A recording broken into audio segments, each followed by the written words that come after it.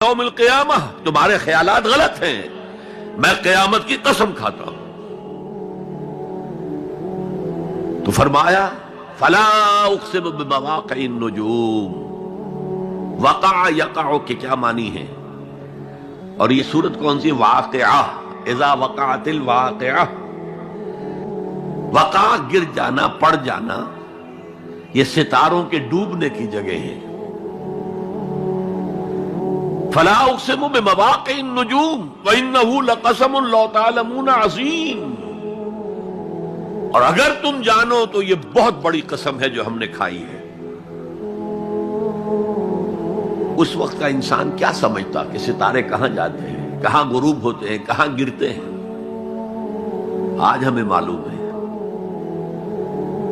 سورہ حامیم سجدہ میں جو کہا گیا ہے سنریہم آیاتنا فی الآفاق وفی انفسہم حتی یتبین لہم انہ الحق، ہم انہیں اپنی نشانیاں دکھائیں گے آفاق و انفس میں، یہاں تک کہ یہ بات واضح ہو جائے گی کہ قرآن حق ہے۔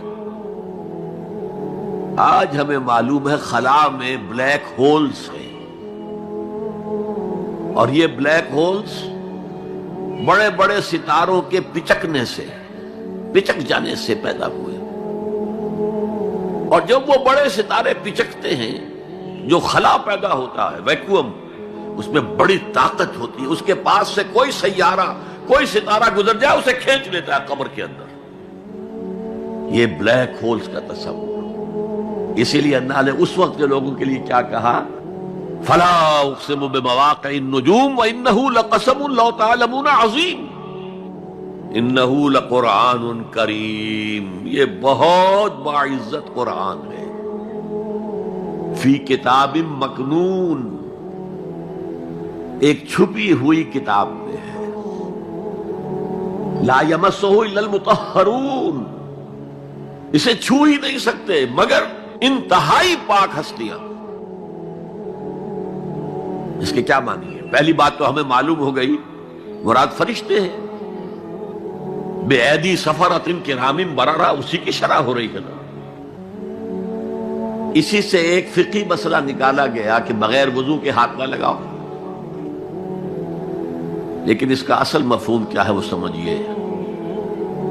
قرآن کی روح تک کوئی نہیں پہنچ سکتا جب تک کہ تزکیہ نفس نہ ہو گیا۔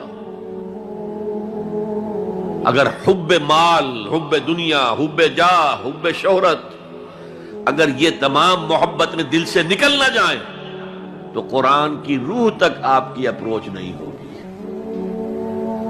مولانا روم نے کہا ہے، اگرچہ ذرا میں سمجھتا ہوں کہ انہوں نے بہت سخت الفاظ استعمال کیے ہیں، ماز قرآن مغزہا برداشتے استخاں پیش سگا انداختے، ہم نے قرآن سے اس کا مغز لے لیا ہے، جو ایسنس ہے وہ کھینچ لیا ہے، ہڈی کا گودا جو ہے وہ ہم نے نکال لیا، ہڈیاں ہم نے پھینک دی ہیں کتوں کے سامنے جو لڑ رہے ہیں۔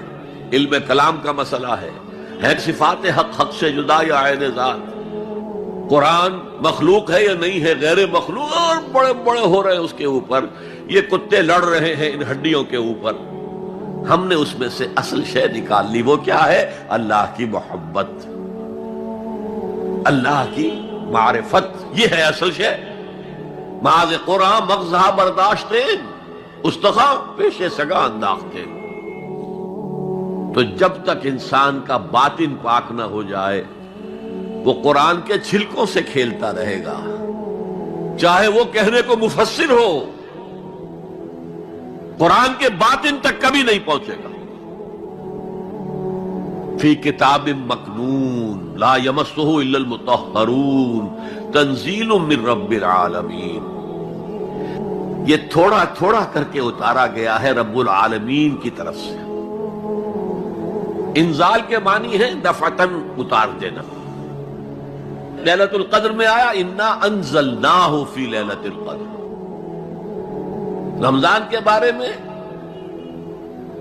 شہر رمضان الذی انزل فیہ القرآن، باب افعال، لیکن حضور پر ایک دم نہیں اترا، تھوڑا تھوڑا تھوڑا تھوڑا، 23 برس میں جا کر اس کی تکمیل ہوئی۔ اب دیکھیے جو شکوہ کیا اللہ نے، کیا اس جیسی نعمت سے تم مداہنت کر رہے ہو، بے اعتنائی کر رہے ہو؟ اسے پڑھتے نہیں ہو، اسے سمجھتے نہیں ہو، اس پر عمل نہیں کرتے، اسے اپنا امام نہیں بناتے، تمہارا طرز عمل یہ ہے، بلکہ تم نے اپنا نصیب یہ بنا لیا ہے کہ تم اسے جھٹلا رہے ہو۔